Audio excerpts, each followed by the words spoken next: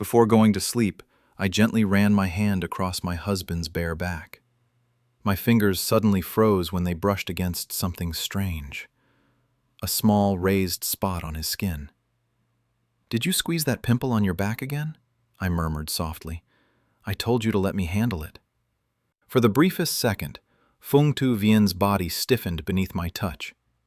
Then he relaxed almost immediately, smiling with that familiar warmth that had fooled me for years. "I probably scratched it by accident while showering," he said lightly. "It's nothing." But I kept staring at the tiny wound.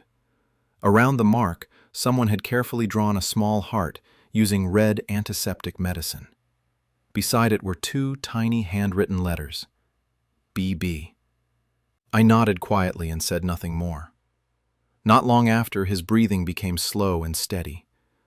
Once I was sure he had fallen asleep, I slipped out of bed and walked down to the underground parking garage, the cold silence of the night wrapping around me like ice. I knew my husband better than anyone. Fung Tu Vien was obsessively meticulous, almost pathologically clean. That pimple had been there for days, and he had worried constantly about infection, refusing to even let me touch it. I had already bought ointment earlier that week, planning to apply it for him tonight. Yet somehow the wound had disappeared. In its place was a neat little piece of art. Even if Fung Tu Vien had grown eyes on the back of his head, there was no way he could have drawn such a perfectly balanced heart himself. In the darkness of the garage, the faint blue light of the dashcam blinked quietly. My hands trembled so badly I nearly dropped the car keys while opening the door. I checked the recordings, but the latest footage had stopped months ago. That was impossible. A man as careful as him would never drive for even a single day with a broken dashcam. This wasn't a technical issue. Someone had deliberately erased it. When I returned upstairs, I picked up his phone. The password was still my birthday. The wallpaper was still the old photo we had taken together in Switzerland years ago. Everything looked exactly the same. And yet my instincts screamed that beneath the calm surface of our marriage lay a bottomless abyss. I opened WeChat. The chat list was unnaturally clean. Then suddenly, a user named BingBing 3.18 liked his latest post. I opened their chat window. Empty. Not a single message. 3.18. Probably her birthday. My eyes lingered on the name before I noticed something else. The muted notification icon beside her profile. Why would someone mute notifications for a person they supposedly never talked to? Behind me, the bed shifted. Fung Tu Vien opened his sleepy eyes and looked at me lazily. "Wife, what are you doing?" Without a word, I placed the phone back where it belonged. But his expression sharpened instantly. A teasing smile curved on his lips. "So my wife gets jealous too?" Sneaking around checking her husband's phone. He pulled me into his arms, his warm breath brushing against my ear.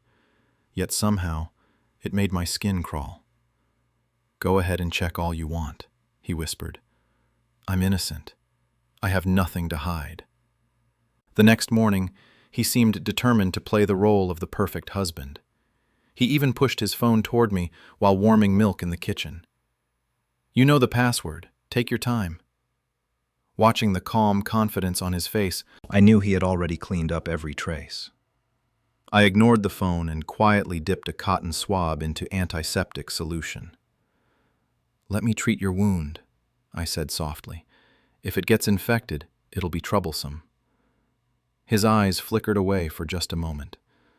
"No need. It's almost healed." He smoothly changed the subject and pushed a plate of fried eggs toward me. "Eat before it gets cold." I suddenly lost my appetite. "Let me use the car today," I said calmly. "I need to go to the hospital for my eye checkup." "Sure, drive safely." The moment he left the apartment, I drove straight to the repair shop. I replaced the dash cam with a brand new one, identical to the old model. Then I called my older sister, Lac Mong Lum. "Help me investigate Fung Tu Vien," I said quietly. "I think he's cheating on me." On the other end of the line, my sister let out a cold laugh. That bastard actually dares to? Leave it to me. After installing the new dashcam, I drove to the company I had built with my own hands. The company I had been forced to step away from for nearly half a year due to eye surgery. At the foot of the building stood a newly opened cafe, and suddenly something clicked in my mind. On Phung Tu Vien's desk upstairs, I had seen 2 paper cups printed with the store name, Bing Cafe. The word Bing stabbed into my eyes like a thorn. Instead of heading upstairs, I turned and walked straight into the cafe. The owner was a woman dressed in a pure white cotton dress. Her long black hair fell softly over half her face as she lowered her head. On the certificate hanging behind the counter was a name, Yuan Bing Bing. So it was her. Bibi. The initials written on my husband's back. I took a sip of the bitter coffee while scrolling through her social media page. As expected, her account was filled with subtle bragging. One video showed an entire wall covered with limited edition collectible figures. "Cute, right?" she said sweetly to the camera. "My husband bought them for me." "The other half of the wall is still empty," she giggled. "Hubby, you'll have to work harder." My chest tightened painfully. Those figures were products from my own company. Some of them were rare editions even I no longer possessed. Another video uploaded that morning showed her making mung bean dessert soup. "The weather's so hot lately," she said softly. "My husband has been getting pimples, so I made this to help cool his body." I nearly felt sick. The same hand stirring that dessert had touched my husband's back the night before, the same back I had once held close while sleeping. Right then, my phone rang. It was Phung Tu Vien. "Secretary Zhang said you arrived at the company," he said quickly. "Why didn't you wait for me?" "I'm at the cafe downstairs," I replied calmly. "Come down." There was a brief silence. "What are you doing there?" he asked carefully.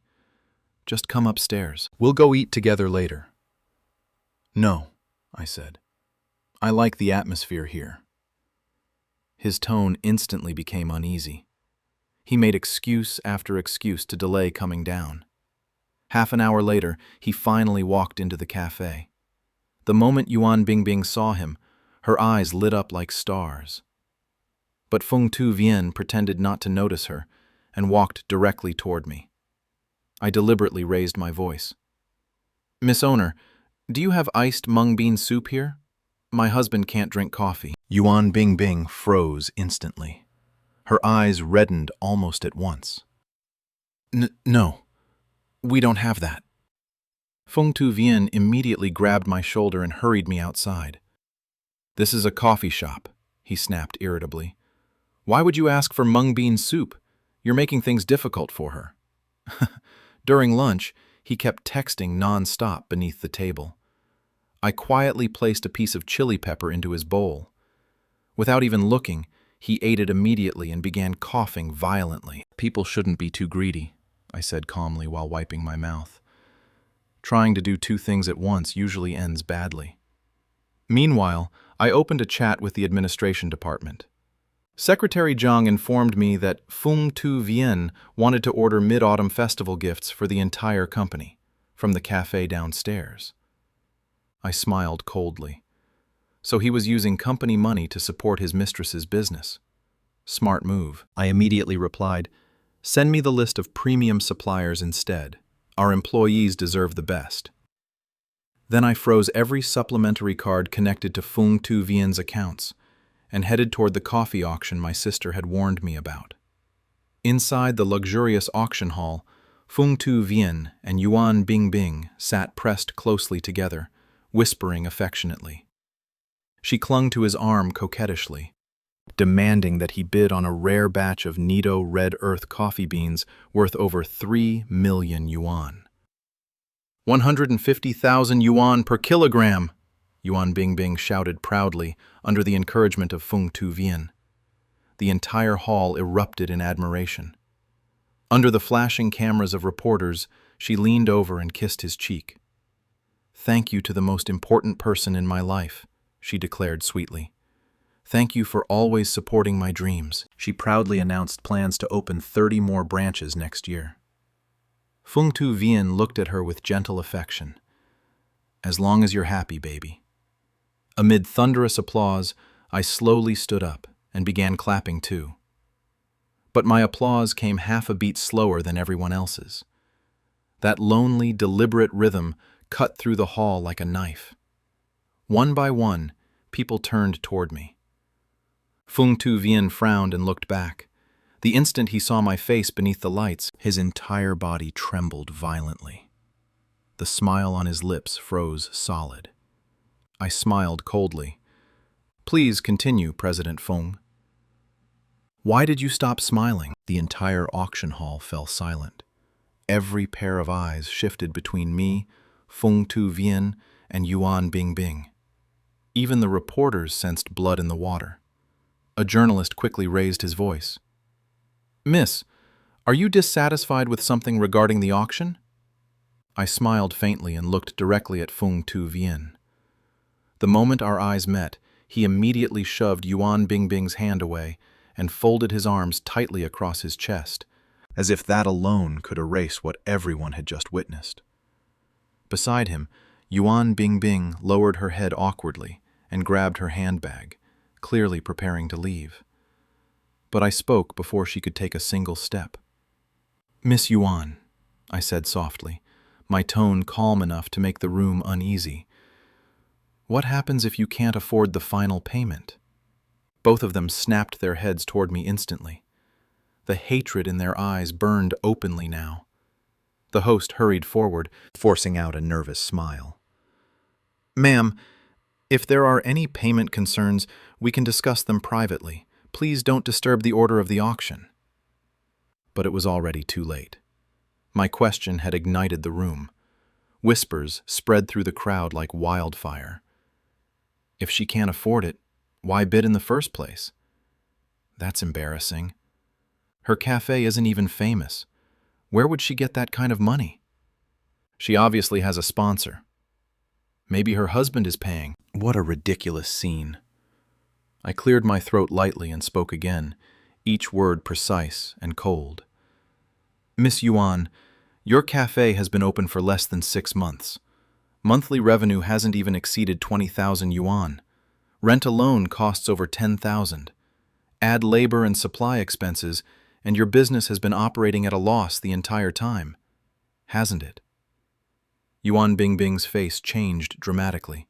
Her chest rose and fell sharply with anger. What does that have to do with you? She snapped. I nodded slightly. You're right. Your monthly losses aren't my concern. I paused. I'm simply curious how someone with a failing cafe plans to pay 3 million yuan for coffee beans. Her face flushed crimson.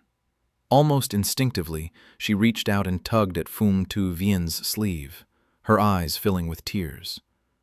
But this time, he sat frozen beside her like stone. I didn't let her breathe. Why are you pulling on my husband? I asked coldly. The entire room froze. I continued calmly. My husband earns about 1 million yuan a year at most. Are you expecting him to spend 3 years of salary just to buy coffee beans for you? A loud wave of shocked murmurs exploded through the hall. Oh my God. So this is an affair? I thought it was some romantic success story. She's really the mistress? And she dared to act like that during a live stream? I knew something felt strange when she kept raising the bid.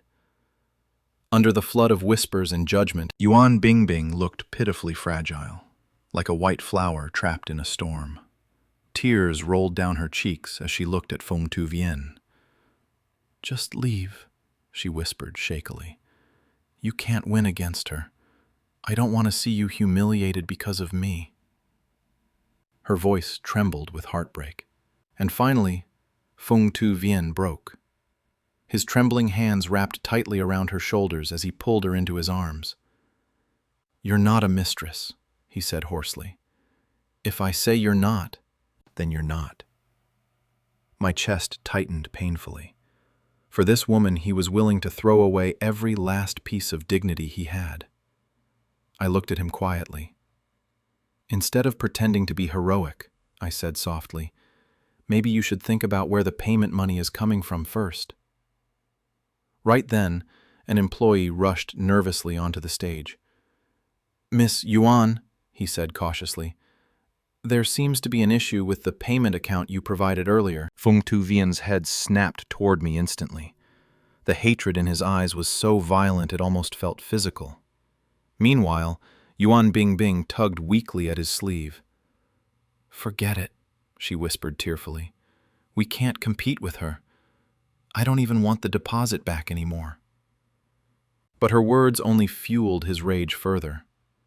"Bing Bing," he growled, nearly shouting now. "Don't worry. Before the payment deadline, I'll get the money somehow." He stared straight at me. "I will buy these coffee beans for you." The auction descended into chaos. Reporters surged forward immediately, surrounding the two of them with flashing cameras and endless questions. "Miss Yuan, are you knowingly involved with a married man?" "President Fum, is it true you used your wife's company money? Your annual salary is only 1 million yuan. Where exactly is this money coming from? Will the scandal affect your expansion plans?" Yuan Bingbing covered her face and sobbed helplessly. Feng Tuvian shielded her as they forced their way through the crowd. But before leaving, he deliberately turned back and shot me a warning glare filled with naked hatred. The auction livestream exploded online within hours. Yuan Bingbing's social media accounts were immediately exposed. The comments beneath her videos turned vicious almost overnight. "So you spent another woman's money to play rich? Calling someone else's husband your husband? Disgusting. I actually bought coffee from this cafe before. Never again. Don't even think about opening branches in my city." The backlash spread faster than wildfire. And then, just when public opinion was at its peak, Feng Tuvian posted a new status update online. "Before learning the full truth, please don't become knives in someone else's hands." And even now, he still chose to stand beside Yuan Bingbing. When I finally returned home, exhaustion hit me like a collapsing building. I sank heavily onto the sofa, every muscle in my body aching. I had to admit it. Yuan Bingbing was clever.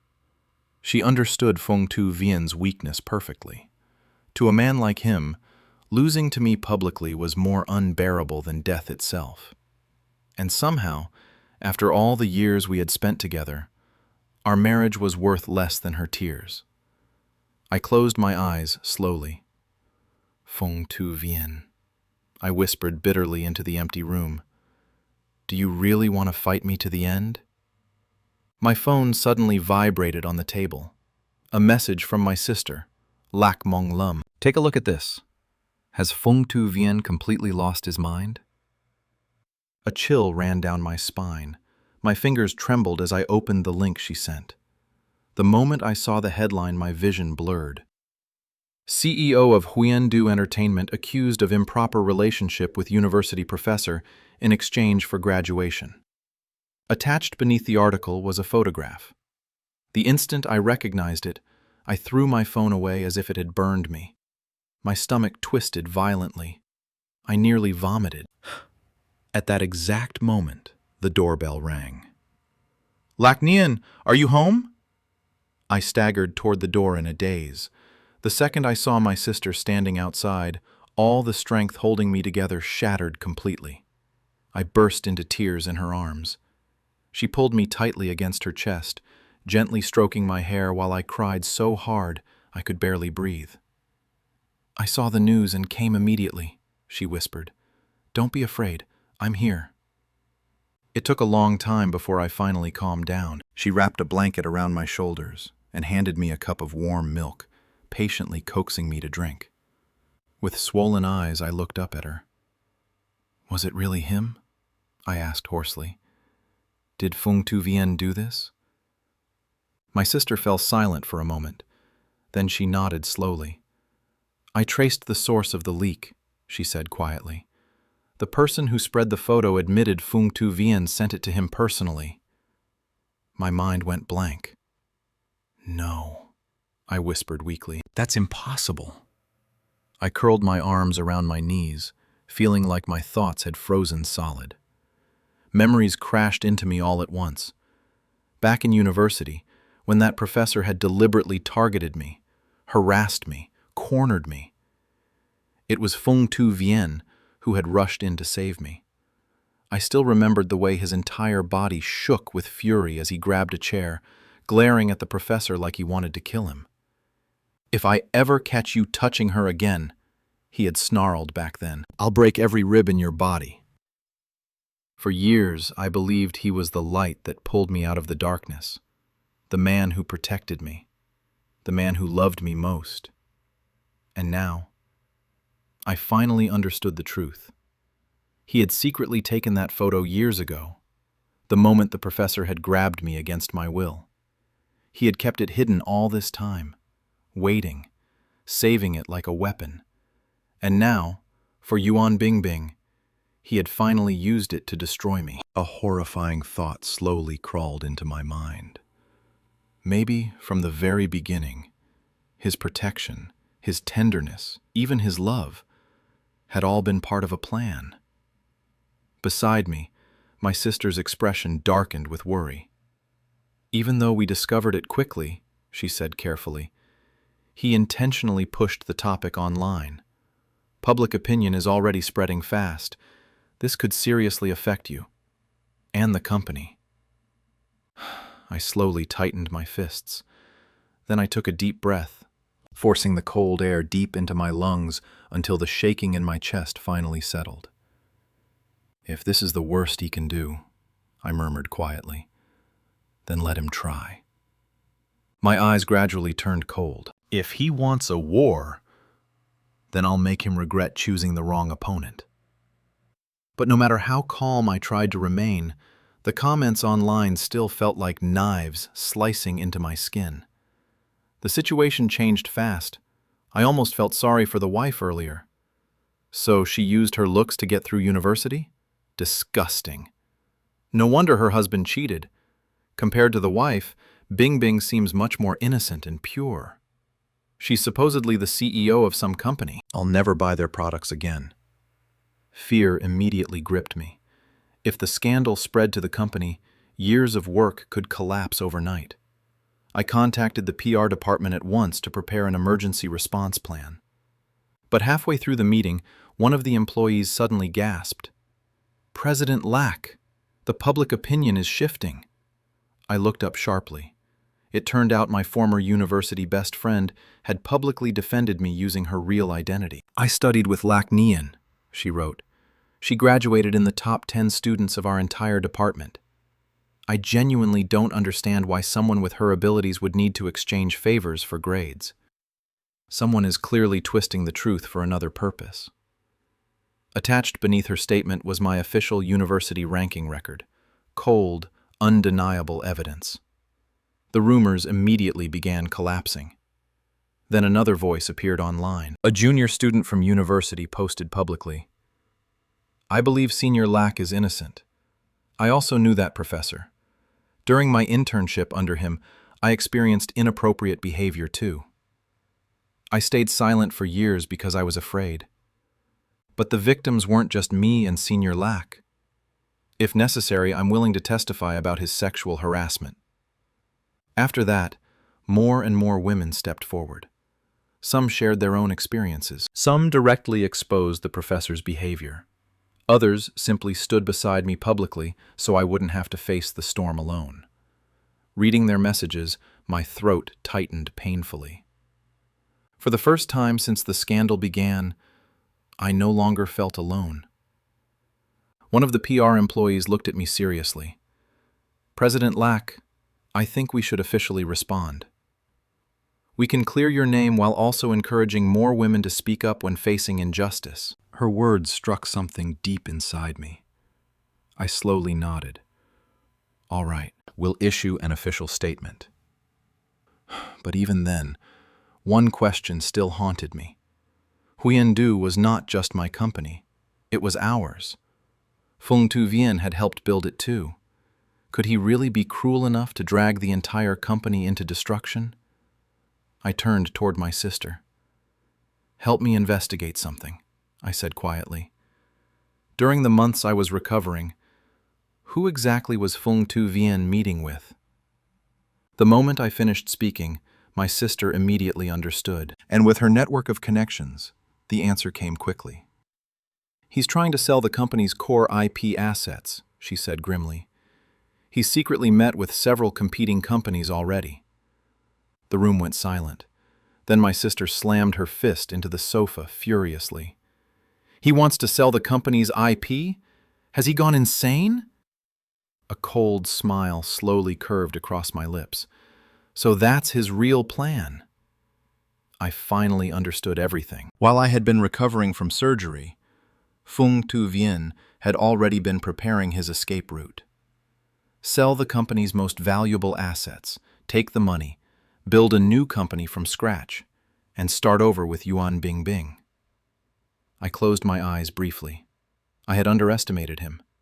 This wasn't just an affair, it was betrayal planned down to the last detail. The shareholders' meeting of Huan Du was held in the conference room on the top floor. The last time I had stood in this room was 6 months ago. The day I announced my temporary leave for eye surgery and handed over management authority to Fung Tu Vien. Back then, everyone had smiled politely and wished me a quick recovery. No one could have imagined that half a year later, things would become this ugly. As I walked into the room, the atmosphere immediately shifted. Some shareholders looked curious, some looked uncomfortable.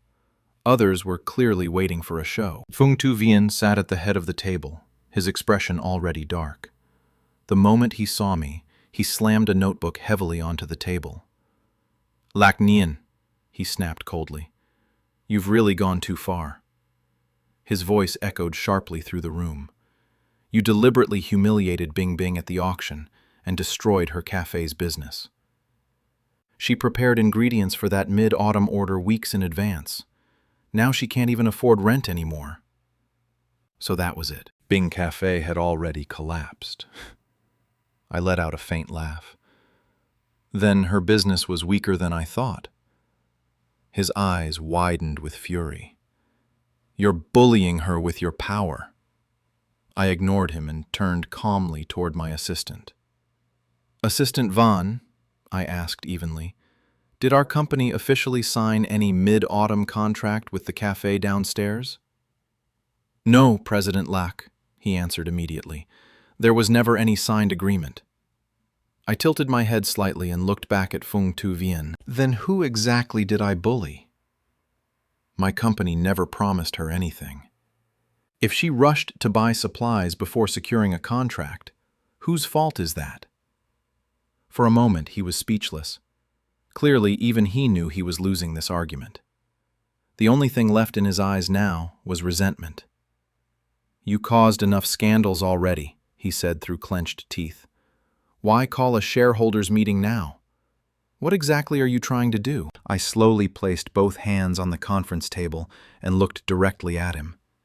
Disappointment filled every corner of my chest.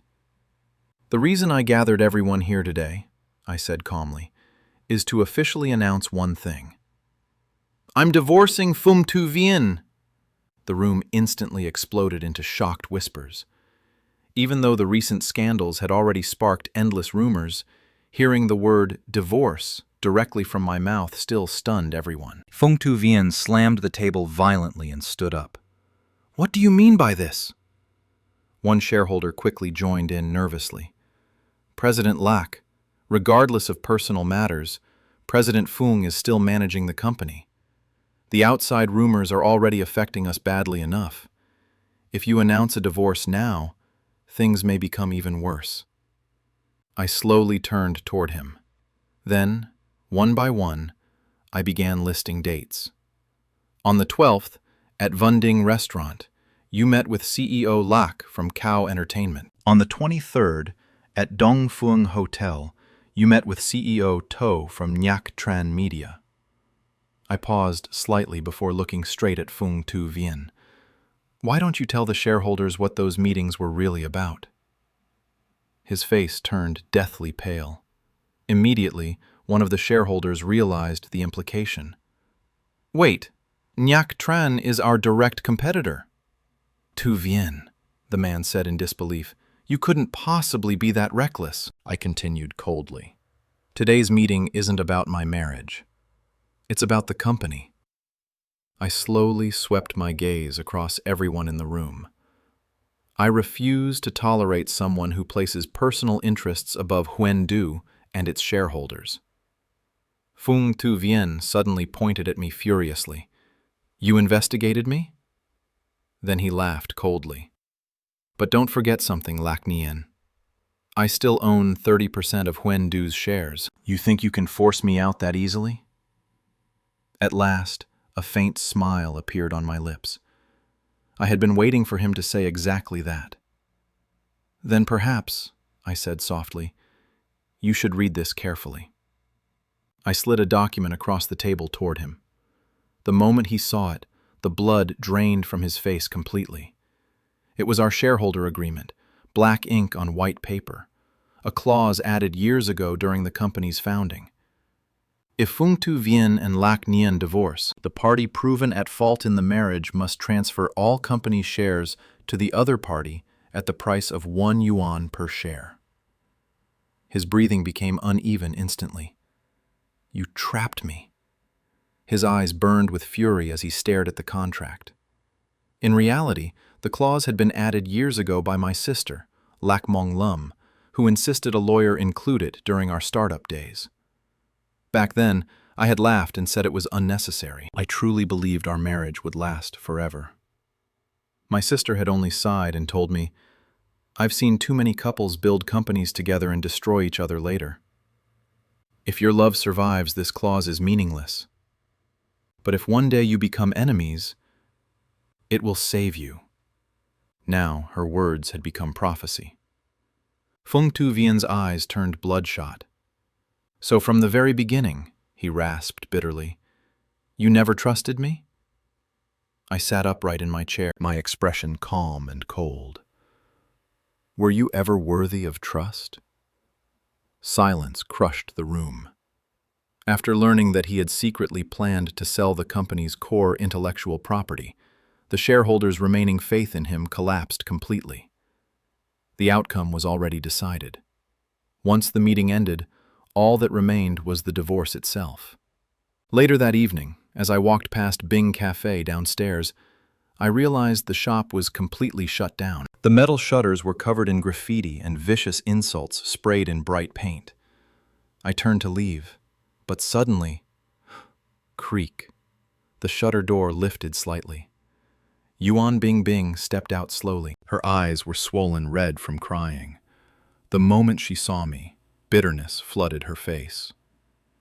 President Lac, she said weakly, please, let me go. I really can't survive like this anymore. I said nothing and simply continued walking, but Yuan Bingbing hurried forward and blocked my path. Please don't go, she pleaded, her voice trembling. Look at me. Really look at me. My cafe is gone. My savings are gone too. I have nothing left. Her eyes were already red and swollen, but now tears spilled down her cheeks again, making her appear heartbreakingly fragile. That kind of crying, men loved it. It awakened their desire to protect her. Unlike me, even if my teeth shattered from pain, I would still swallow the blood quietly instead of crying in front of anyone. Seeing me pause slightly, Yuan Bingbing immediately grabbed my wrist. I'm innocent, she whispered desperately. You have to believe me. Fung Tu Vien never told me he was married. When you came to the cafe that day, that was the first time I realized I was the other woman. I remembered the panic on her face back then. Maybe she truly hadn't known. Maybe he had lied to her too. I only loved one person sincerely, she continued tearfully. I gave him everything, and now I've ended up like this. Who am I supposed to ask for justice from? Listening to her sobbing confession, irritation slowly rose inside me. What exactly are you trying to say? Yuan Bingbing froze for a moment. Then she looked up at me with watery eyes. I know you and Tu Vian have been together for many years, she said softly. I know you love him deeply. So, she bit her lip before continuing. I'm willing to leave. I'm willing to disappear. I frowned slightly, confused by where this conversation was going. Then she finally said it. Give me 1,000,000 yuan. My expression went blank. She hurriedly raised her hand as if swearing an oath. If you give me 1,000,000, I'll leave this city immediately. I'll never appear in front of you again. I'll never contact Feng Tu Vian again either. Seeing my silence, she panicked and quickly lowered the price. If 1,000,000 is too much, she whispered nervously, then 500,000 is fine too. Just 500,000. For several seconds, I simply stared at her.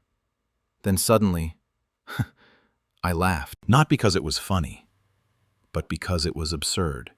So in her eyes, Feng Tu Vian was only worth 500,000 yuan. I coldly pulled my hand away from hers. What you don't want anymore, I said mockingly, I don't want either. The moment I turned around, I froze. Feng Tu Vian was standing in the shadows nearby. Apparently, he had heard everything. His face twisted violently with rage. His eyes looked almost feral. Yuan Bingbing, he said hoarsely. In your eyes, I'm only worth 500,000? His voice gradually rose louder and louder. For you, I mortgaged my house to buy those coffee beans. For your birthday, I drove through the entire night just to take you to the ocean.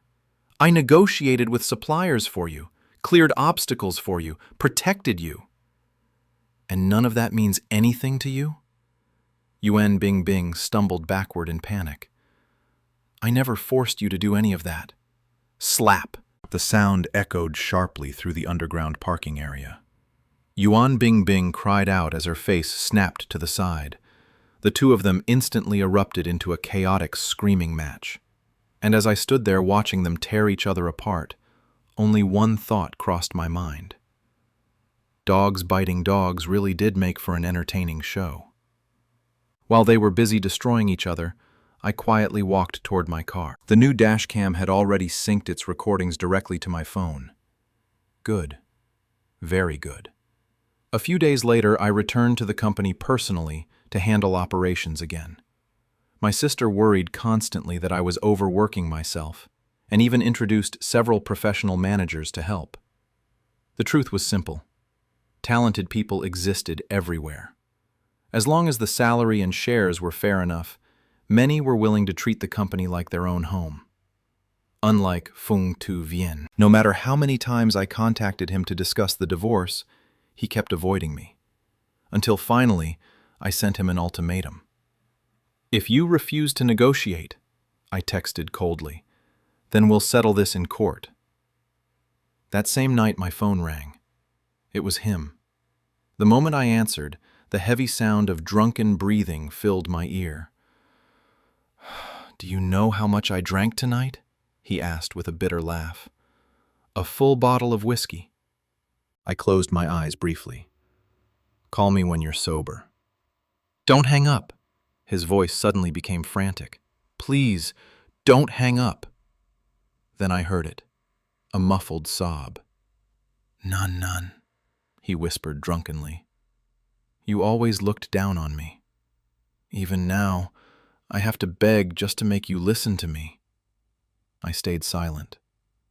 Back in university, he continued with a broken laugh, you were always the brilliant one. Top student, competition champion, perfect at everything. And me? His breathing trembled heavily. Sometimes I had dark thoughts.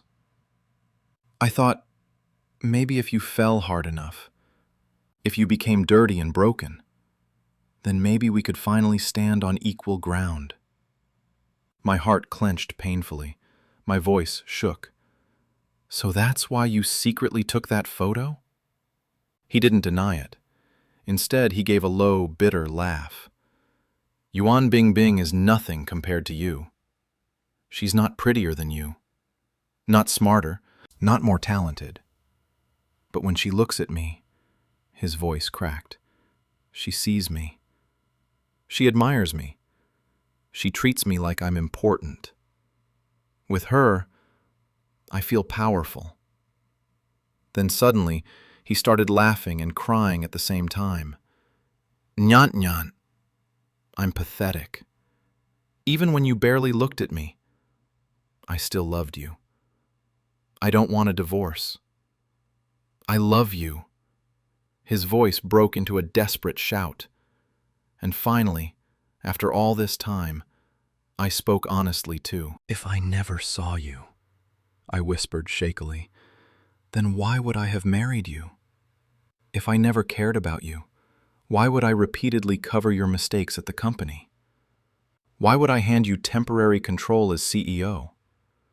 Why would I continue cooking for you after surgery while my own body still hadn't recovered?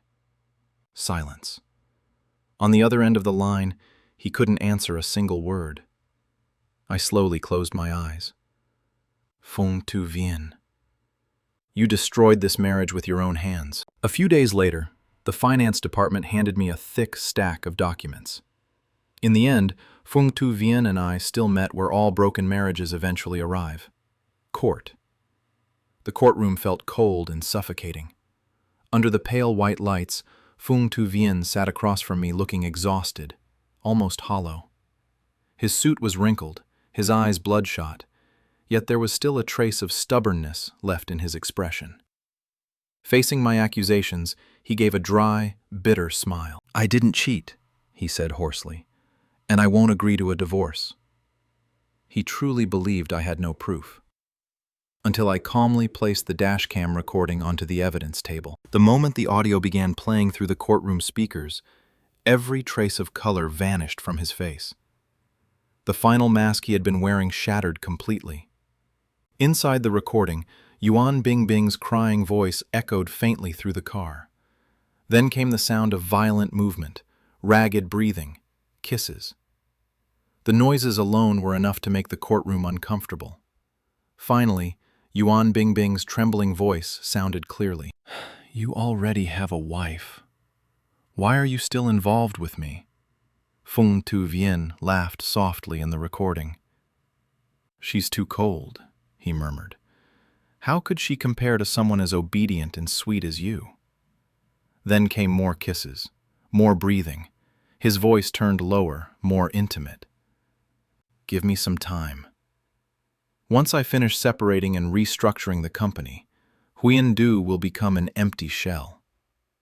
When that happens, I'll open 30 branches for you. Really? Yuan Bingbing asked. Really, he replied. But first, make me happy like last time. The conversation afterward became so filthy that even the judge frowned visibly. No one in the courtroom spoke. The disgusting sounds twisting through the speakers felt like blades scraping against everyone's nerves. And finally, Feng Tu Vien's voice broke through again, weak and hoarse. Fine. I agree to the divorce. Silence fell heavily over the room. After signing the divorce agreement, he sat motionless in his chair, his face pale and empty. All the arrogance he once carried was gone. He looked like a completely defeated man. After a long while, he finally looked up at me with hollow eyes. You won, he said quietly. Are you satisfied now?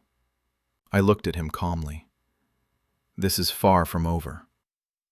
Then I pushed another document across the table. Bank transfer records. Dozens of them.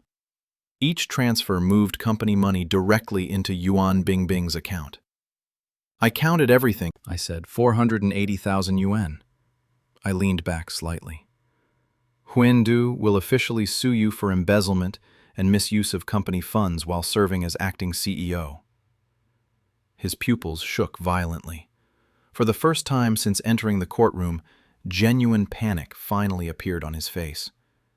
You His voice cracked. "You're sending me to prison?" I smiled faintly. "President Foom," I said softly. "This time, you're going to jail." His face turned green with rage. Yet in the end, he couldn't even argue. Because every piece of evidence was real. Every trap he created had eventually tightened around his own neck. After years of marriage, after years of schemes, he ended up with nothing. No wife, no company, no future. Only prison bars waiting ahead. Meanwhile, Huendu slowly stabilized under my management again. We hired several young designers whose creativity constantly surprised me. During one brainstorming meeting for a new collection, one of the girls excitedly mentioned her favorite celebrity idol, her entire face glowing while talking about him. Half-jokingly, I smiled and said, "Then why don't we try making a collaboration collection inspired by his style?" Her eyes widened immediately. "Really?" I laughed softly. "Why not? The worst that can happen is he ignores us." To my surprise, the girls actually rushed online afterward and flooded the celebrity's social media with comments asking for collaboration. Of course, there was no reply, at least not at first. Ever since the old harassment scandal resurfaced, I had spent a long time investigating what happened back then. Eventually, I learned that the professor involved had already passed away years ago. Legally, there was nothing left to pursue. But emotionally, I still refused to let the silence win. So I opened a private email account and publicly posted one message. "If you experience harassment from a superior, you can contact me. I will do everything I can to help expose the truth, as long as it remains within legal boundaries. We cannot allow monsters hiding in dark corners to continue hurting people." Not long afterward, messages began pouring in. Some girls were terrified and didn't dare resist because they feared retaliation. Some quietly shared their stories. Others volunteered to support victims because they didn't want anyone else to experience what they once endured. Without realizing it, we slowly created a small support organization together. Its name was simple, but powerful. Big Sister is Here. One day, a newly graduated employee excitedly told me a story. "President Lack," she said proudly, "my boss tried keeping me alone for overtime recently." But I looked straight at him and said, "If you dare try anything inappropriate, I'll expose you through Big Sister is Here." I stared at the message on my phone for a long time. Then suddenly, my chest warmed. Because somehow, from all the shattered pieces of pain we had endured, something beautiful had finally begun growing. Strength, courage, girls learning how to protect themselves. Apparently that manager became so embarrassed afterward that he immediately canceled the overtime session. The young employee proudly messaged me again afterward. "See, I have people backing me up now too." I smiled and handed my phone to my sister. As she scrolled through the messages, the corners of her lips slowly lifted into a satisfied smile. "My little sister really grew up," she murmured softly. "Not only can you protect yourself now, you're protecting others too." I smiled confidently. "Of course." Right then, my phone lit up again with a new notification. My sister casually glanced at the screen, then suddenly screamed, "Lacnian, hurry and look!"